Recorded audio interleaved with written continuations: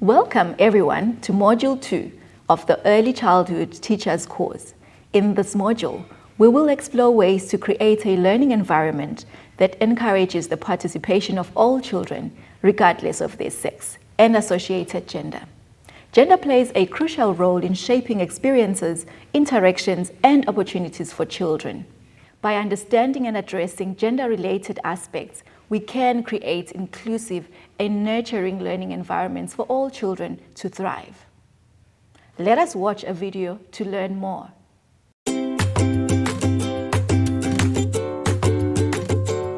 The early childhood learning environment should encourage participation of all children, indoors and outdoors. Depending on their personalities and interests, children participate in their learning environment in different ways. When organizing the learning areas in your class, you can keep children's specific needs and interests in mind, regardless of their sex. Meet Teacher Kosi and Teacher Sihle.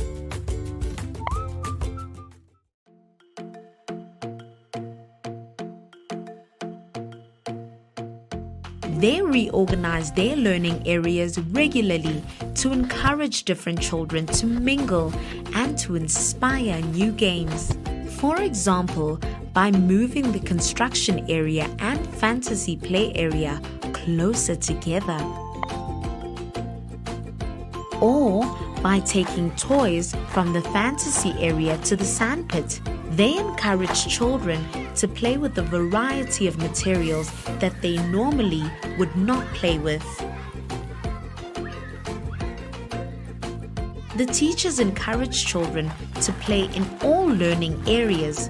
For example, by engaging in play with the children, they encourage them to try new activities in learning areas they do not usually play in.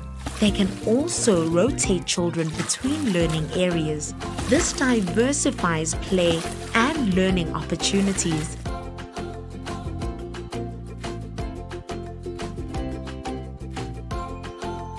For whole class activities, Teacher Sihle sits in a large circle with all the children so that everyone is included. Teacher Kosi arranges children in smaller groups to encourage participation from shyer children. Kosi moves between the small groups to ensure that everyone feels involved and to encourage participation from all learners.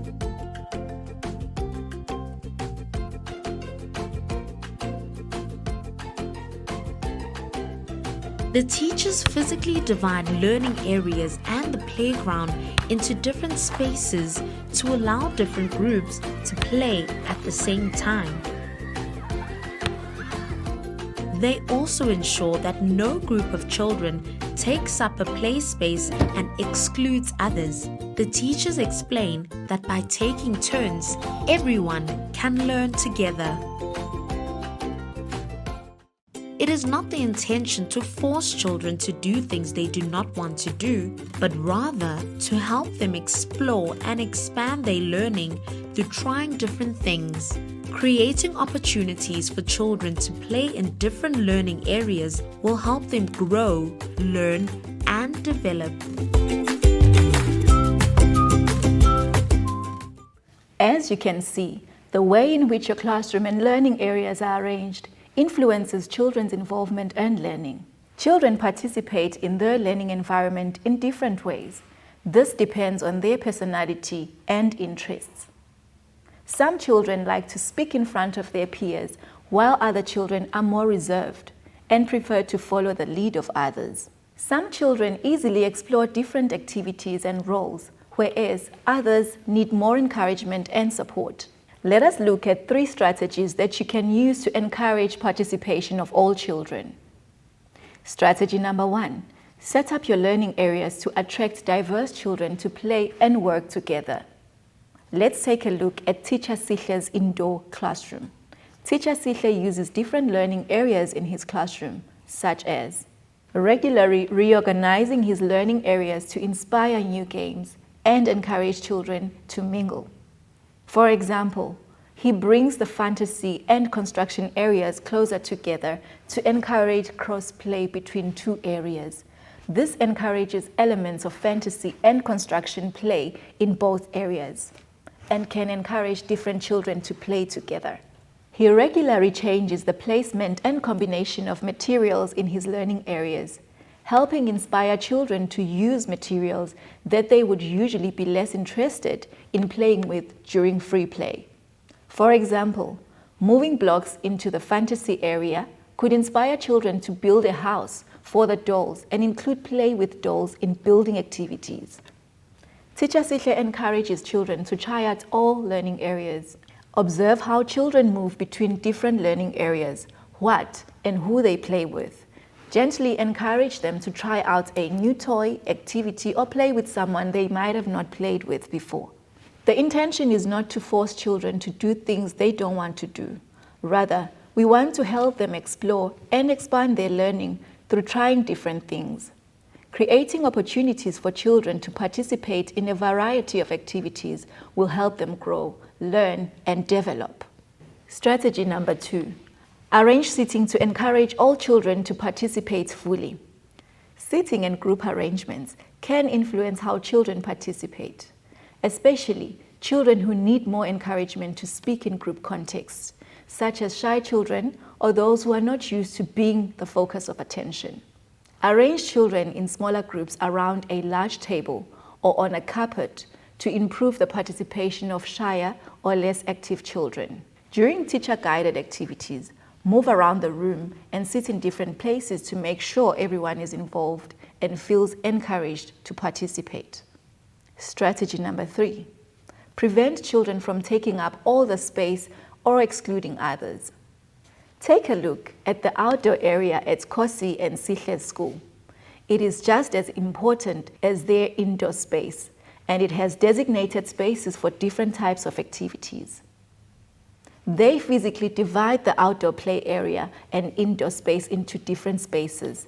This allows different groups to play at the same time.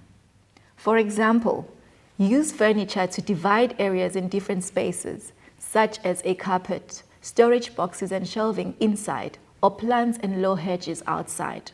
This allows different groups to play at the same time, encourage mingling and games that involve mixed-sex groups on the playground. Try to intervene when a group of children take up all the space or chase others away.